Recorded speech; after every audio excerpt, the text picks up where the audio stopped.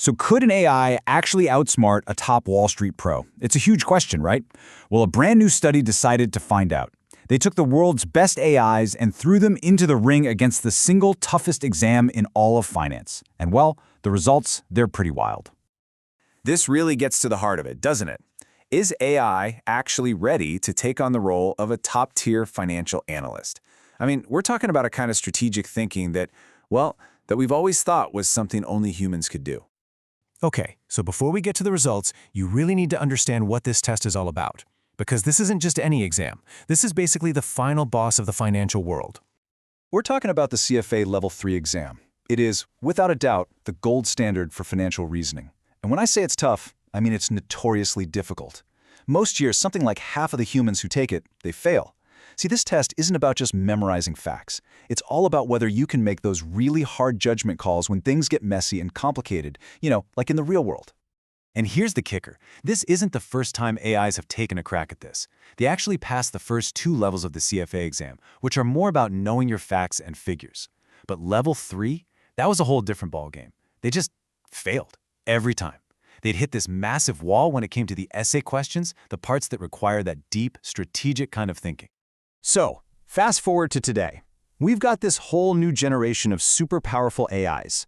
And researchers thought, okay, it's time for a rematch. They set up this huge experiment to see if the new kids on the block, the latest and greatest AI, could finally climb this financial Mount Everest. And the lineup of contenders? It's basically a who's who of modern AI. We're talking 23 of the most advanced models out there. The big names like Gemini, Claude, and a whole bunch of others.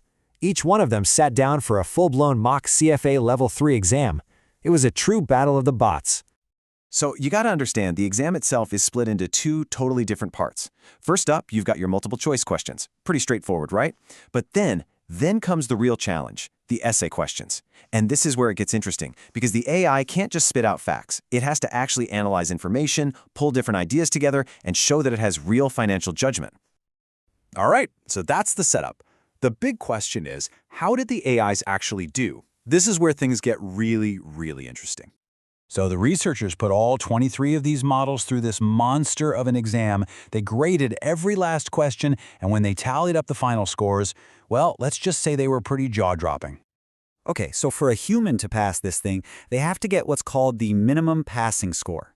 It kind of changes a little bit from year to year, but historically, it's always been right around 65%. So that was the magic number. That was the finish line the AIs needed to cross. And they did it. They cleared it. And not only did they clear it, they absolutely smashed it. The top AIs didn't just barely pass, they were scoring deep into the 70s. These aren't just passing grades, you guys. These are scores that would put an AI right up there with the top human candidates. I mean, what a huge, huge leap from where they were before. But hold on, just getting a passing grade isn't the whole story here. Like with so much in the world of AI, the real story, the devil, is in the details. When you dig into how they passed, you start to see some really important catches. Okay, so the first big discovery is something that's super important for anyone who uses AI, at all. And it's this: prompting is everything. The researchers found that the way you ask the question completely changes the quality of the answer you get back. It's not just what you ask, it's all about how you ask it. So they tested 2 different ways of asking. The first is called zero shot, which is basically the simple way. You just give it the question and ask for an answer. But the second method, chain of thought, is way more advanced. You actually ask the AI to think step by step, to literally show its work before it gives you the final answer. And this is where you see the trade-off. Making the AI think out loud like that, it gave them way, way better answers. We're talking almost an 8% jump in accuracy. But all that extra thinking comes at a price. This better method was up to 11 times more expensive and a whole lot slower to run. It just goes to show you, with AI, you don't get better answers for free. Okay, the next big finding was all about who was doing the grading. And this is fascinating. The researchers found this really surprising difference between how a human expert and an AI judged the exact same answer. It really gets to the heart of what subjective judgment is all about. So they had a certified human expert and a top-of-the-line AI grade the same essays, and the results were pretty clear. The human was consistently more forgiving. They gave, on average, 5.6 points more than the AI did. The AI was just super strict, sticking to the rules no matter what. It really seems to show that human judgment has this nuance that's just really tough for a machine to copy. So where does that leave us? We know an AI can pass the test, but it really matters how you ask the question and who's grading the paper. So what's the big picture here? What does this all mean for the future of finance? I think what this really shows is that AI has definitely crossed some kind of major milestone. It can clearly perform at a super high professional level. But, and this is a big but, it's not a magic button. To get the best results, you need to be smart about how you prompt it, and you have to accept that there are real trade-offs with cost and speed. And maybe the biggest takeaway of all is that the difference in grading between a human and an AI proves that human nuance, it still really matters.